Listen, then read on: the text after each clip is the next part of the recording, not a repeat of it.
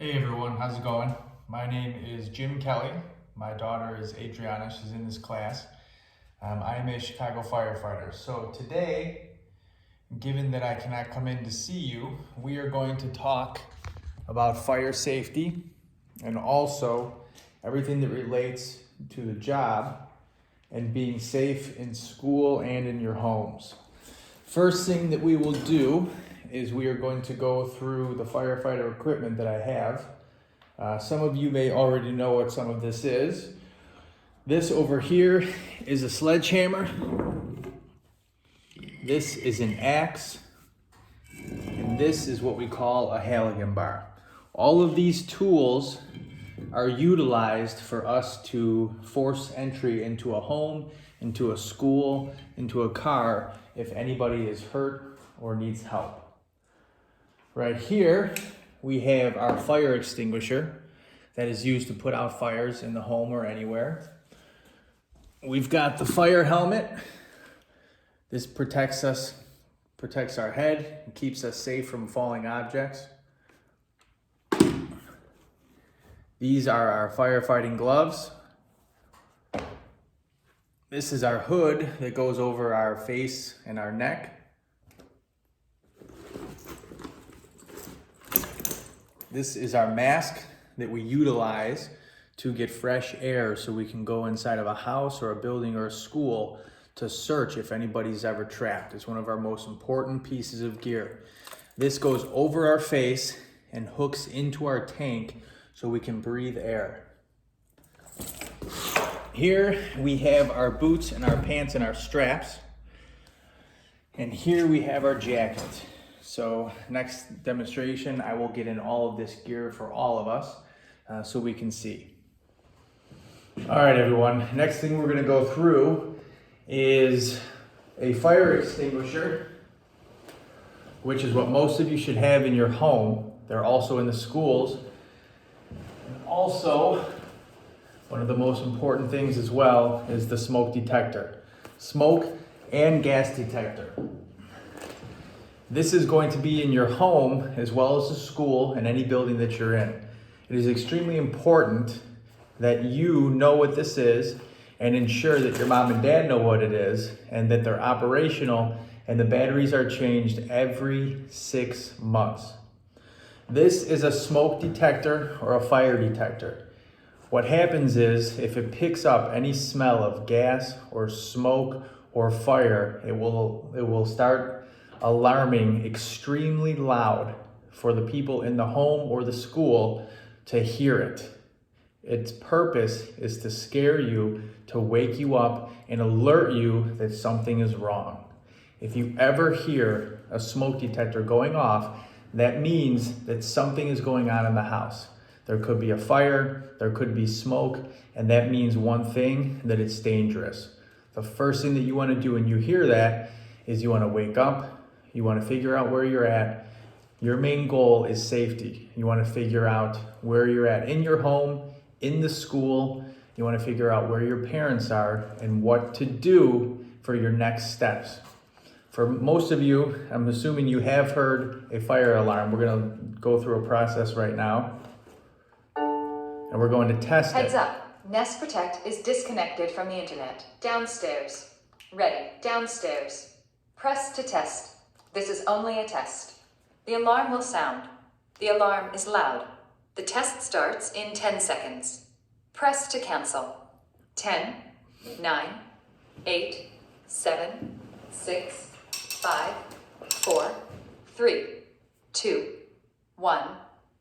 This is only a test. Testing smoke.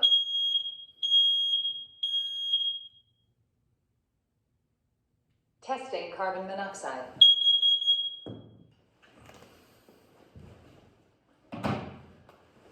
I cannot stress enough how important it is Just a moment. to listen for that. When you hear that, if that goes off in your home, in your school, or anywhere where you're at, that is your alert to know that there is fire or there is smoke. Both of those are extremely dangerous and can hurt you.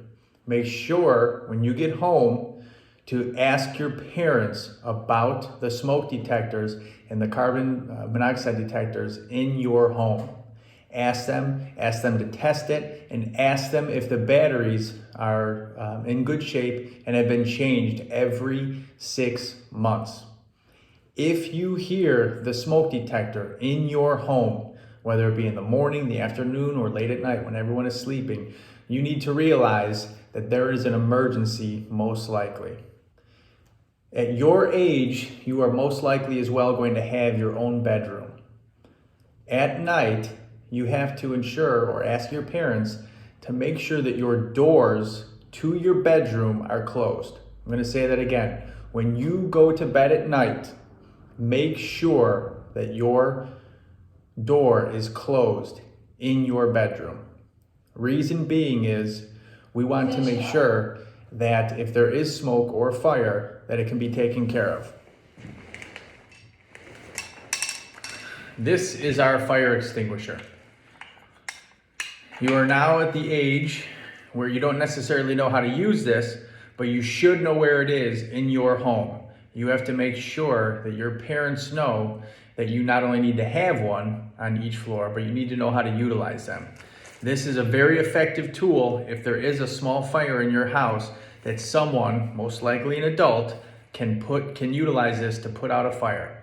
And it could be anywhere on the stove, could be anywhere in top or bottom, could be from the dryer.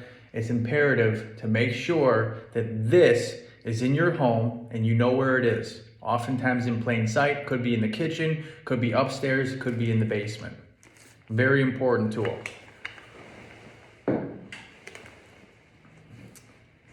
Now I want to talk about fire safety. You never ever play with matches or lighters or the stove or fire in general. It is extremely dangerous and it can hurt you, your families, or others. I will say that again. Never ever play with matches, with a lighter, with the oven or the stove, or any type of fire. It is dangerous and it can hurt you and yourself. If for some reason you do come in contact with fire and you are hurt or you are burned, or for some reason your clothes catch on fire, the most basic thing that one can do if nobody is surrounded by water or a fire extinguisher or other people is the stop, drop, and roll method. It's a very simple approach, and you're very simply going to stop what you're doing, you're going to drop to the ground, and you're going to roll around. If you ever come in contact with fire, if your clothes are on fire, your hair, you stop what you're doing, you drop to the ground, and you roll around. I'm going to give a demonstration right now on what that will look like so you know. Again, stop, drop, and roll. You stop what you're doing, you drop down to the ground, and you roll around until that fire is out.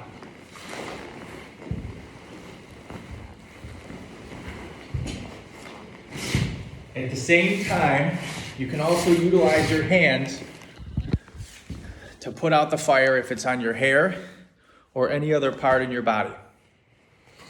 All right, everyone. This is usually what someone like myself will look like should you ever encounter a fire or a car accident or anything dangerous where you need to call 911 or you need someone there to help. Let's talk about 911.